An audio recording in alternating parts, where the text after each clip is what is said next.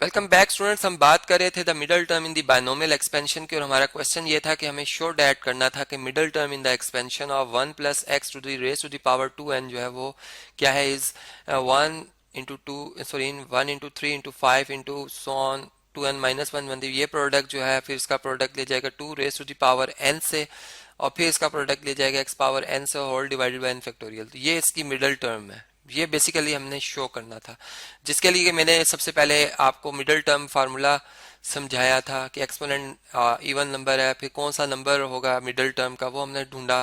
फिर हमने general term formula लिखते हुए ए बी और एन और आर की वैल्यू पुट करके ये जो हमारा जो के कम्बिनेशन का फार्मूला है इसे एक्सपेंड किया। ठीक है, अब यहाँ तक हम पहुंच चुके थे, यहीं से मैं चले इसको कंटिन्यू करता हूँ आगे कि हमारे पास ये जनरल टर्म बनी थी। ठीक है, अब इसमें आप ये देख रहे हैं कि हमारे पास जो 2n फैक्टोरियल है, अगर हम इसको ओपन करें तो हमारे पास क्या क्या आना था जी, हमारे पास 2n, फिर उसमें से एक कम नंबर उसका उसके साथ से प्रोडक्ट ले जाए, क्योंकि देखें जैसे 6 फैक्टोरियल को अगर ओपन करें तो ये क्या आता है 6, फिर उससे एक कम 5, फिर उससे एक कम 4, उससे एक कम का, इस तरह से एक एक एक लेस करते करते 1 तक पहुंच जाते हैं हम। ठीक है, तो ये 6 फैक्टोरियल है। ठीक है, तो इसी तरह अब अगर इसमें देखें तो ये जो 2n फैक्टोरियल है, 2n फिर 2n-1, 2n-2, 2n-3, 2n-4, इस तरह सो ऑन 4 3 2 1 तक ही आएगा। ये 2n फैक्टोरियल को मैंने ओपन किया, ये x raise to the power n as it is लिखी और divided by n factorial, 2n में से n माइनस करें ये n नहीं आता, n फैक्टोरियल।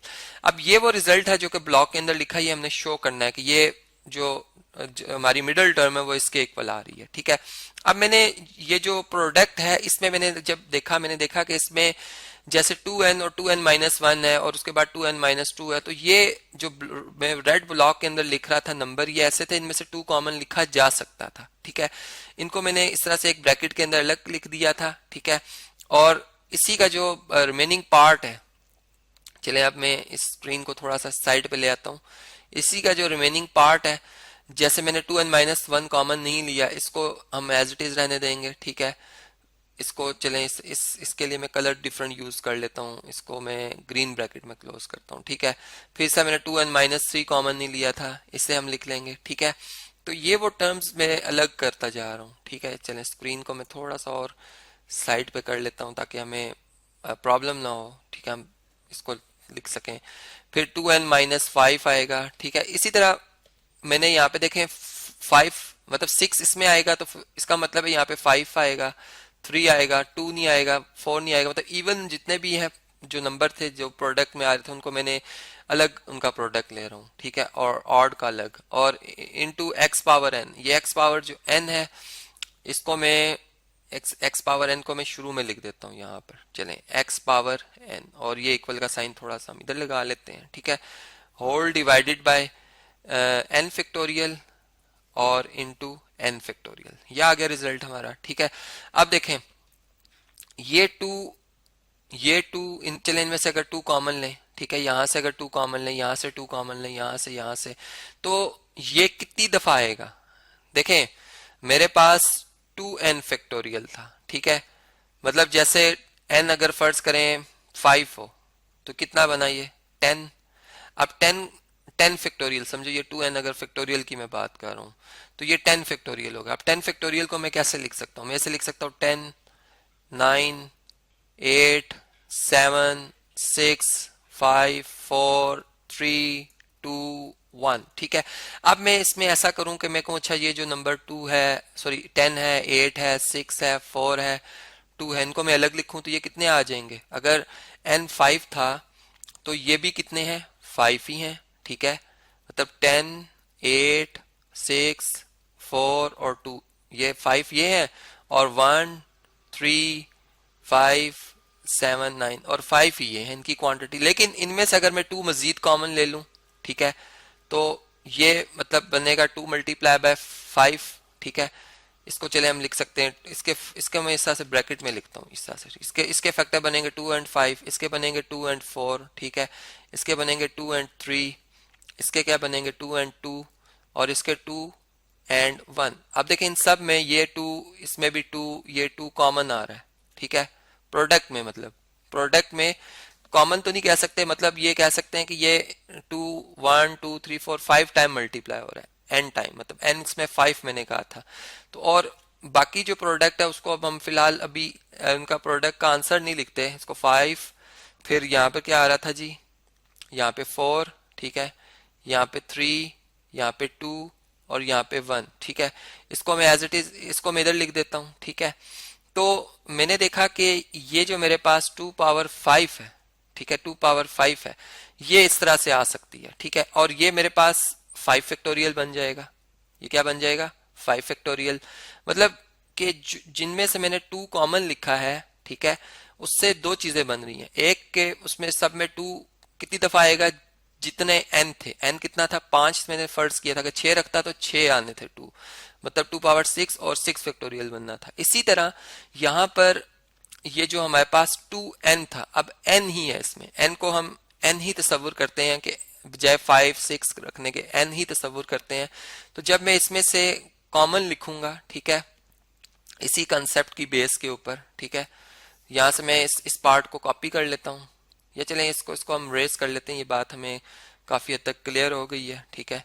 इसे मैं रेस कर देता हूं, आप इसे रिवाइज करके रिपीट करके देख सकते हैं, ठीक है। तो ये आ जाएगा x पावर n, ठीक है। इसमें से ये जो ये स्क्वायर ब्रैकेट के अंदर मैंने लिखा है, इसमें से मैं 2 जब कॉमन लूंगा तो ये कितने टाइम आएगा? n टाइम, ठीक है। और यहाँ पे क्या बनेगा? n, यहाँ पे क्या बनेगा? n-1, यहाँ पे क्या बनेगा? n-2, यहाँ पे क्या बनेगा? n-3, ठीक है। देखें ना, n 2 कॉमन ले लो तो n रह जाएगा, यहाँ पे -3, इसी तरह सो ऑन। ये बन जाएगा, इससे पहले 6 था तो वो बनेगा 3, फिर ये 4 2 बन जाएगा और 2 जो है 1 बन जाएगा। तो ये इस तरह से आ जाएगा हमारे पास, ठीक है। ये और ये जो 1 इंटू 3 इंटू 5, इसको मैं इसी प्रोडक्ट को, यानी हम जानते हैं कि डिस्ट्रीब्यूटिव या एसोसिएटिव लॉ को अगर होल्ड करा रहे हैं, एसोसिएटिव ही की बात कर लें तो ए डॉट बी का प्रोडक्ट अगर सी से लिया जाए या फिर ए का बी डॉट सी से प्रोडक्ट लीजिए, आंसर सेम आता है, ठीक है। तो इसमें मैं वो इनकी तरतीब बदल सकता हूँ, ठीक है। 1 3 5 डॉट डॉट 2n-5 2n-3, ठीक है, और 2n- यहाँ पर थोड़ा सा स्क्रीन को मैं कर लेता हूँ साइड पर, 2n-1 ये हम लिख देंगे, ठीक है। और divided by, whole divided by n factorial और n फैक्टोरियल, ठीक है जी। अब देखें ये जो हमारे पास ब्रैकेट के अंदर लिखा हुआ ये n फैक्टोरियल है, ये क्या चीज है जी? क्योंकि n फैक्टोरियल आप ओपन करेंगे तो यही आएगा, n-1 n-2 n-3 so on 3 to 1 तक।